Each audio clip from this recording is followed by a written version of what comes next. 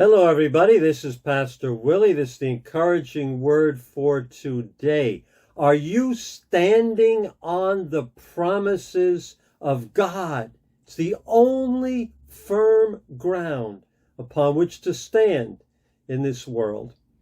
The journey of faith has a goal, a place where God wants to bring you and to bring me. It's the place that Abraham got to when he was an older man. It took a journey with ups, high points, and downs, depths, detours, different things like that. It took a journey. And next week, we'll start looking at some of those steps, some of those highs, some of those lows, some of the detours that Abraham took.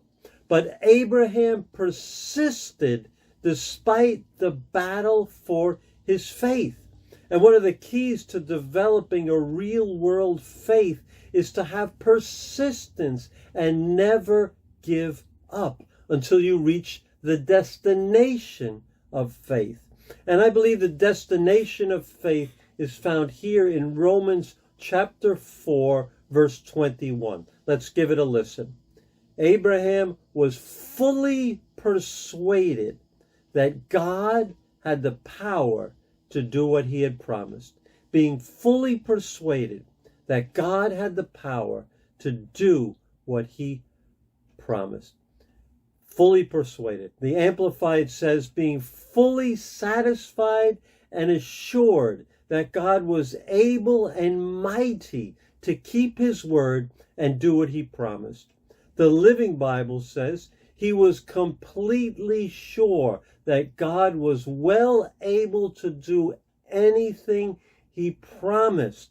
Fully persuaded. Are you fully persuaded? Maybe not yet, but that is the destination of faith. That's when faith is completed. Nothing can move us when we get to the place of being fully persuaded. Nothing can shake us. No external influence, no circumstance, no high, no low. We are fully persuaded. God has the power to do what he promised. And the basis is not in us, not in Abraham, not in our circumstances, but the basis is only God's promise, standing on his promise. Abraham knew that God had the power to do what he promised. It looked impossible, totally impossible. 100-year-old man with an elderly wife having a child, impossible.